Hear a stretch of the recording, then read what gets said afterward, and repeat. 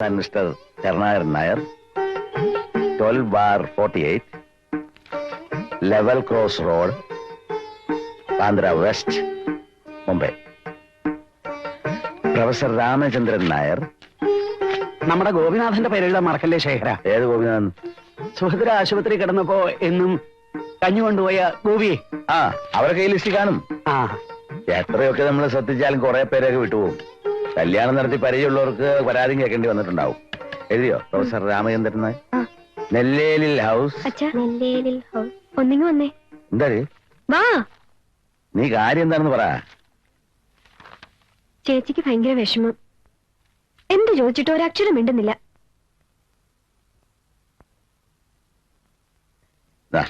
നീ തന്നെ നോക്കിയത്.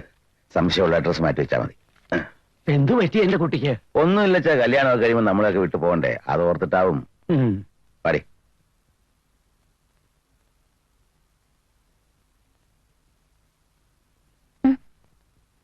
എന്താ മോളെ?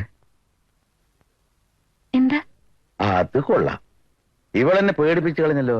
നീ വല്ലാതെ സങ്കടപ്പെട്ടിരിക്കാന്നും പറഞ്ഞു. ഞാൻ വെറുതെ പറഞ്ഞതല്ലച്ചാ, കരയുന്നുണ്ടായിരുന്നു. എന്തിനാ ചോദിച്ചിട്ടൊന്നും മിണ്ടിയതും ഇല്ല. എനക്ക് തോന്നിയായിരിക്കും. എന്നാ പിന്നെ ചോദിക്കുന്നതിനെങ്കിൽ ഉത്തരം പറഞ്ഞൂടെ? എടീ ഉദ്ദൂസേ, അവള് വിവരമുള്ള കുട്ടിയാ. നിന്റെ മണ്ടൻ ചോദ്യത്തിന് ഉത്തരം പറയണ്ടെന്ന് വിചാരിച്ചാണ് അല്ലേ മോളെ? നീ എന്ന അഡ്രസ് ആ കുട്ടൂസിനെ സഹായിക്കും. അച്ഛന്റെ കണ്ണ് വേദനിച്ചു തുടങ്ങി. ചെല്ല്.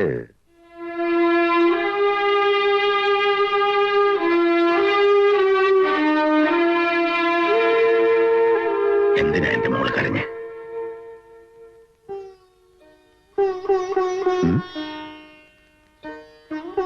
കല്യാണം എന്നൊക്കെ പറഞ്ഞ എപ്പോഴായാലും വേണ്ടതല്ലേ. കുറച്ച് വിഷമം ഉണ്ടാവും, അതൊന്നും സാരമില്ല. നല്ല ഭർത്താവും നല്ല കുടുംബവും ഒക്കെ ആകുമ്പോ അതൊക്കെ അങ്ങ് മാറിക്കോളും. പിന്നെ നീ എവിടെ പോയാലും അച്ഛന്റെ മോളല്ലേ. ഞങ്ങളൊക്കെ എപ്പോഴും നിന്റെ ഓടില്ലേ.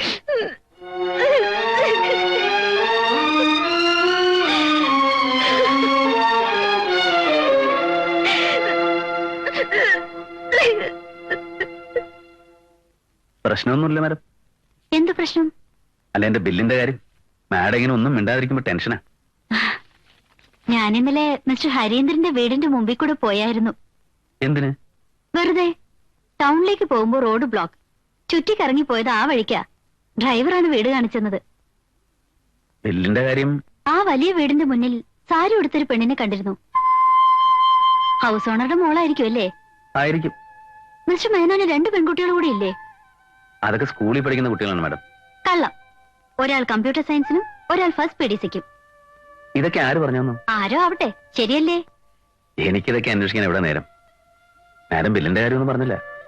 മിസ്റ്റർ ഹരീന്ദ്രന്റെ മനസ്സിൽ ഇത് മാത്രമേ ഉള്ളൂ. എന്റെ ചെക്കിംഗ് എല്ലാം കഴിഞ്ഞു.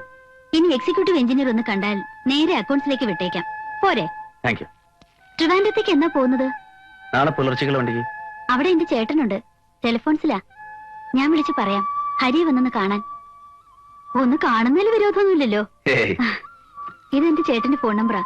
താമസിക്കുന്നത് എവിടെയാന്ന് വെച്ചാ ഫോൺ ചെയ്ത് പറഞ്ഞാ മതി. എന്റെ ബില്ലിന്റെ കാര്യം എനിക്ക് മനസ്സമാധാനത്തിന് പോകലല്ലേ? ഹരിയുടെ നക്ഷത്രം ഏതാ? ഉത്തിരിട്ടാതെയോ പൂരുരുട്ടാതെയോ അങ്ങനെ എന്തോ അമ്മ പറഞ്ഞു കേട്ടിട്ടുണ്ട്. എനിക്കത്ര തീർച്ച പോരാ. വാരഫലം നോക്കുമ്പോ ഏത് നക്ഷത്രമാണോ നല്ലത് അതാണ് ആഴ്ചയിൽ എന്റെ നക്ഷത്രം.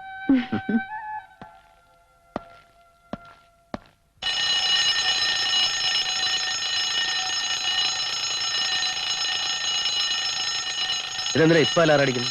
അതാ ഞാനും നോക്കുന്നത്. കാലത്ത് 4 മണിക്കാണല്ലോ ഞാൻ അലാറം വെച്ചത്. ഒരു കാര്യം ചെയ്യുമ്പോ അതിൽ മാത്രം ശ്രദ്ധ വേണം. കൃത്യസമയം നോക്കി അലാറം വെക്കല.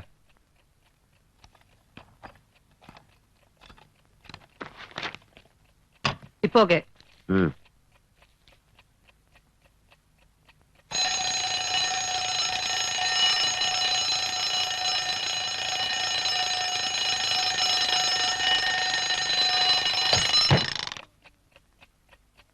എന്നെ എന്തിനാ നോക്കുന്നത്?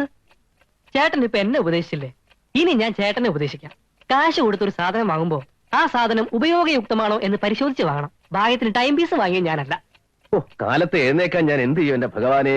ഒരു കാര്യം ചെയ്യ്, ചേട്ടൻ ഇന്ന് രാത്രി ഉറങ്ങണ്ട. കാലത്ത് 4 മണിക്ക് കുളിച്ച് നേരെ സ്റ്റേഷനിലേക്ക് വിട്ടോ. വണ്ടിയിലിരുന്ന് സുഖമായിട്ട് ഉറങ്ങാലോ. അത് വേണ്ട, നീ ഇന്ന് ഉറങ്ങണ്ട. 4 മണിക്ക് എന്നെ വിളിച്ച് എഴുന്നേപ്പിച്ചിട്ട് നിനക്ക് സുഖമായിട്ട് ഉറങ്ങാമല്ലോ. അത്രയ്ക്ക് സുഖം ഞാൻ ആഗ്രഹിക്കുന്നില്ല. അല്ലെങ്കിൽ വേറൊരു കാര്യം ചെയ്യും, ചേട്ടൻ ഇപ്പൊ തന്നെ സ്റ്റേഷനിലേക്ക് വിട്ടോ. പ്ലാറ്റ്ഫോമിൽ നല്ല ഫസ്റ്റ് ക്ലാസ് ബെഞ്ചുകൾ കാണും. അതിൽ സുഖമായിട്ട് കിടന്നുറങ്ങ്. 4:30-ക്കുള്ള വണ്ടിയുടെ ശബ്ദം കേൾക്കുമ്പോൾ ഉണരാലോ. നേരെ വണ്ടി ചാടി കയറി പോവുകയും ചെയ്യാം. ആരാ നോക്ക്. ഇവിടെ വാതിൽ തുറന്ന് ആരാന്ന് നോക്കാൻ. ഞാൻ ഷട്ടപ്പ്, ചേട്ടൻ ഓപ്പൺ.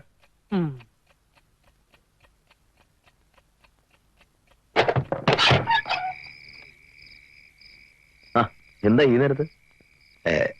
വെറുതെ. കോൺട്രാക്ടർ കിടന്നോ? ഇല്ല, എനിക്ക് നാളെ പുലർച്ചക്കുള്ള വണ്ടിക്ക് തിരുവനന്തപുരത്ത് പോകണം. സാധനങ്ങളൊക്കെ എടുത്ത് വെക്കായിരുന്നു. ഏതായാലും സാറിനെ കണ്ടത് നന്നായി. ബില്ല് മാറി കിട്ടാൻ താമസിച്ചാൽ എനിക്ക് കുറച്ച് ദിവസം അവിടെ തങ്ങേണ്ടി വരും. അപ്പോ മോളുടെ കല്യാണത്തിന് പങ്കെടുക്കാൻ പറ്റില്ല. അതിപ്പോ കുറച്ച് നേരത്തെ വന്നാലും പറ്റില്ല. അതെന്താ? കല്യാണം മുടങ്ങി. എല്ലാം ഒരുക്കി കഴിഞ്ഞ കല്യാണ മണ്ഡപം ബുക്ക് ചെയ്തു, വരുന്നവർക്ക് താമസിക്കാൻ മുറികൾ ഏർപ്പാടാക്കി, സ്വർണം ഏൽപ്പിച്ചു, സദ്യക്കുള്ള സാധനങ്ങൾ അടക്കം വാങ്ങി. പക്ഷെ ഇന്നൊരു ബോംബ് വീണു. ഒരാറ്റൻ ബോംബ്. ചെറുക്കൻ ഇല്ലീഗലായിട്ടൊരു ബന്ധമുണ്ടത്രേ. അത് വീട്ടുകാർക്ക് ഇപ്പോഴാ മനസ്സിലായതെന്ന്. പറഞ്ഞ ചെറുക്കന് തന്നെയാ മാന്യൻ. അയാളിനോട് ഒരുപാട് മാപ്പ്. അതിഭയങ്കരമായ പെർഫോമൻസ്. അത് കഴിഞ്ഞിട്ടുള്ള വരവായത്. വീട്ടിൽ കയറിയില്ലേ? എങ്ങനെ കയറും? 6ാമത്തെ കല്യാണമായി മുടങ്ങുന്നേ. വീട്ടിൽ കയറിയ എന്റെ മോടെ മുഖത്ത് നോക്കി അത് പറയണ്ടേ. പിന്നെ 2 വീശി ഒരു ധൈര്യത്തിന്. അതില്ലാത്ത അതിന്റെ ഒരു മടി വേറെ. എന്ത് ചെയ്യണമെന്ന് ആലോചിച്ച് പഠിക്കാൻ നിൽക്കുമ്പോഴാ ഇവിടെ ലൈറ്റ് കണ്ടത്. ഏതായാലും ഈ ശുഭവാർത്ത ആദ്യം അറിയിക്കുന്നത് കോൺട്രാക്ടറെ. ഇത്രത്തോളമായിട്ട് കല്യാണം മുടങ്ങിയാൽ ശത്രുക്കളും അസൂയക്കാരൊക്കെ ഒരുപാടുണ്ട്. റിട്ടയർ ചെയ്യാൻ 1 കൊല്ലം ബാക്കിയുള്ളപ്പോ കുട്ടികളെയും കൂട്ടി ഈ ഓണം കയറാൻ മൂലയിൽ ഒതുങ്ങിക്കൂടി എന്തുകൊണ്ടാണെന്ന് കോൺട്രാക്ടർക്ക് അറിയാവോ? സത്യത്തിൽ പേടിച്ചിട്ടാ. എല്ലാ കനലുകളും ഈ നെഞ്ചിൽ മാത്രമേ ഉള്ളൂ. നമ്മുടെ പ്രയാസങ്ങൾ എന്തിനാ മറ്റുള്ളവരറിയുന്നത്? സന്തോഷം മാത്രമേ പങ്കുവെക്കാൻ പാടുള്ളൂ. ദുഃഖം ഒരിക്കലും പങ്കുവെക്കരുത്. അതിന്റെ തീയിലിങ്ങനെ ഒറ്റയ്ക്ക് കിടന്ന് വേകുന്ന ഒരു സുഖമാ. ഇനിയിപ്പോ തിരക്കായി. മണ്ഡപം ക്യാൻസൽ ചെയ്യണം, സ്വർണം വേണ്ടെന്ന് പറയണം, ക്ഷണിച്ചവരെയൊക്കെ ചെന്ന് കണ്ട് കാര്യം പറയണം.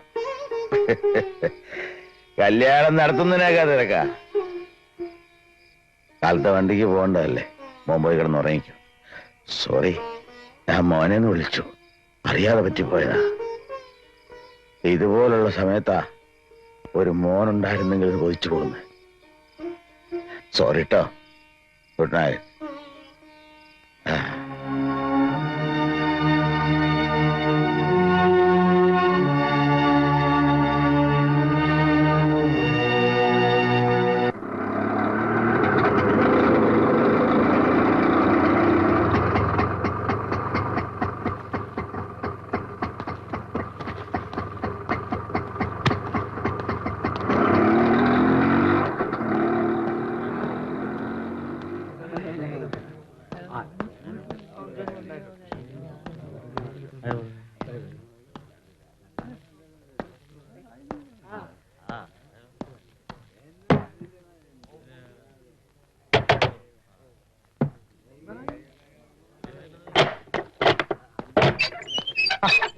ചേട്ടൻ എന്താ ഇത്രയും വൈകിയത്?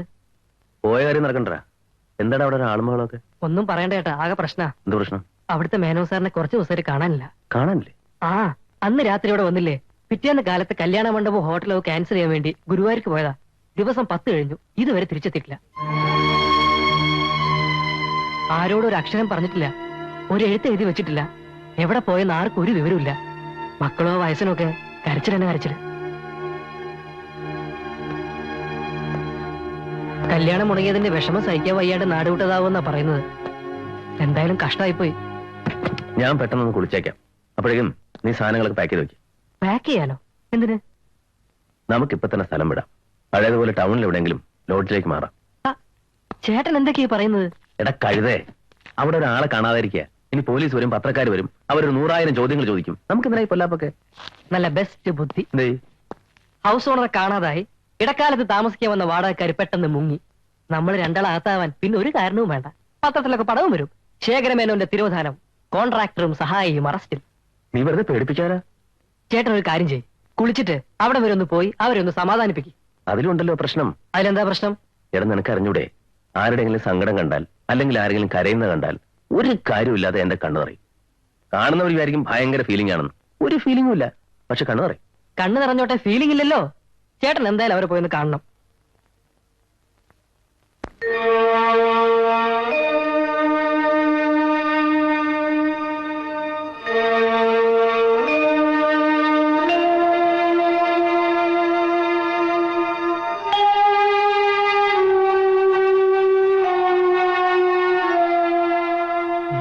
ഞാൻ തിരുവനന്തപുരത്തായിരുന്നു. അന്നപ്പോഴാണ് വിവരങ്ങളൊക്കെ അറിഞ്ഞത്. ബന്ധുക്കളുടെ വീടുകളിലൊക്കെ അറിയാവുന്നിടത്തൊക്കെ നോക്കി, അവിടെ എങ്ങും ചെന്നിട്ടില്ല. വല്ലാത്ത മനപ്രയാസം ഉണ്ടായിരുന്നല്ലോ. അത് മാറുന്നവരെ ഒന്ന് വിട്ടു നിൽക്കാന്ന് വിചാരിച്ചിട്ടുണ്ടാവും. എന്നെയും മക്കളെയും വിട്ടു നിന്ന മനസ്സമാധാനം ഉണ്ടാവും അവന്.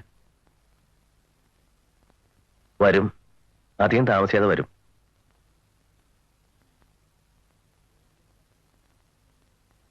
ഗോപി എന്ന ക്ലാസ്സിൽ പോയില്ലേ? ഇല്ല. എന്താ, പ്രീ ഡിഗ്രിക്ക് നമുക്ക് റാങ്ക് വാങ്ങിക്കണ്ടേ? അച്ഛൻ വരുമ്പോ ഞാനിവിടെ ഇല്ലെങ്കിൽ എനിക്കും വിഷമാവും, അച്ഛനും വിഷമാവും. ഇന്നലെയും കൂടി ഞാൻ സ്വപ്നം കണ്ടു, കുട്ടൂസേന്ന് വിളിച്ചോണ്ട് എന്റെ അടുത്തേക്ക് വരുന്നത്. എന്നിട്ട് കൈനിറച്ച ചോക്ലേറ്റും ലഡും ഒക്കെ തരുന്നത്.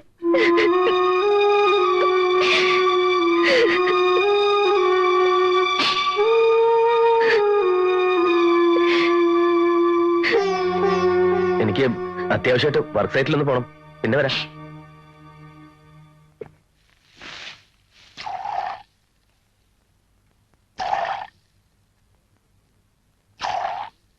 ഇവിടെ പറയൂ, താനിങ്ങനെ നോക്കി. അങ്ങനെയല്ല കറക്കുന്നേ. ഒന്നുകിൽ ദേ ഈ രണ്ടുപേരിൽ ഇങ്ങനെ ചേർത്ത് പിടിച്ചിട്ട് ബലത്തില്, അല്ലെങ്കിൽ ദേ ഇങ്ങനെ പിടിച്ചിട്ട് മ്യാവ് മ്യാവ് പിഴിഞ്ഞെടുക്കുന്ന പോലെ. എന്നിട്ടും അഥവാ പാല് വരുന്നില്ലെങ്കിൽ താനിങ്ങി മാറിക്ക് മറിയുന്നേ. ഇത് കണ്ടോ, ഈ മുലക്കടിയിൽ ഇങ്ങനെ 1 2 3 3 പ്രാവശ്യം ഇടിച്ചു കൊടുത്താലുണ്ടല്ലോ ചുരുത്തും. എങ്ങനെ ഇടിച്ചു കൊടുത്താലും 1.5 ലിറ്ററിൽ കൂടുതൽ പാല് ഈ പശുവിന് കിട്ടുമെന്ന് എനിക്ക് തോന്നുന്നില്ല. തങ്കപ്പന്റെ പരാതി കറക്റ്റാ സാറേ. പാല് കൂടുതൽ കിട്ടുമെന്ന് പറഞ്ഞ് ദേവകിയമ്മ പറ്റിച്ചതാ. പറയാറായിട്ടില്ല പറയസേ.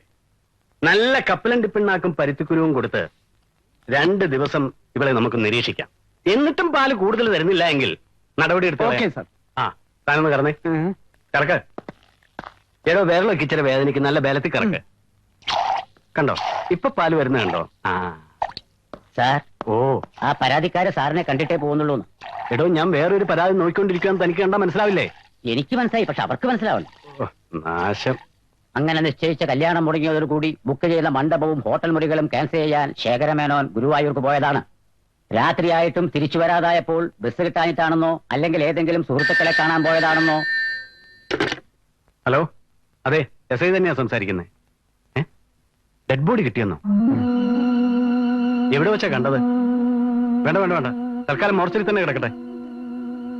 ശരി ശരി, ഏർപ്പാട് ചെയ്യാം. ബോഡി ഐഡന്റിഫൈ ചെയ്യാനുള്ള സുകുമാരമുള്ള സ്വാമി. മുളങ്കാവിൽ എസ് ഐ വിളിച്ചത്. അവിടുത്തെ ഏതോ തോട്ടിന്ന് ഡെഡ് ബോഡി കിട്ടിയെന്ന്. ആരുടെയാണ് സാർ? ആ കോട്ടൂരിലെ തല്ലുകേസിൽപ്പെട്ട് വെള്ളത്തിൽ ചാടി പയ്യനില്ലേ, അവന്റെ. ഓ, അത് ശരി. ഏതെങ്കിലും സുഹൃത്തുക്കളെ കാണാൻ പോയതാണെന്നോ മാത്രമേ കരുതിയുള്ളൂ. ഗുരുവായൂർക്ക് പോയ ശേഖരമേനോൻ പിന്നീട് തിരിച്ചു വന്നില്ല. നിർത്ത്. വെള്ളത്തിൽ ചാടി ചെറുക്കന്റെ കാര്യത്തിൽ ശേഖരമേനോ നിങ്ങനെയാണോ കയറി വന്നത്? സാർ, ഇത് ഇവരുടെ പരാതിയാണ്. ഓ, മനസ്സിലായി. ആ, ശേഖരമേനോൻ പിന്നീട് തിരിച്ചു വന്നില്ല, അത്രയല്ലേ ഉള്ളൂ. ഡെഡ് ബോഡിയായി തിരിച്ചു വന്നവന്റെ കാര്യം ആദ്യം നോക്കട്ടെ. ഞാനും കുട്ടികളും മാത്രമാണ് വീട്ടില്. ഇവിടുന്ന് കാര്യമായിട്ടൊന്ന് ശ്രമിക്കില്ല എന്ന് പറഞ്ഞില്ലല്ലോ. വരട്ടെ, നോക്കാം.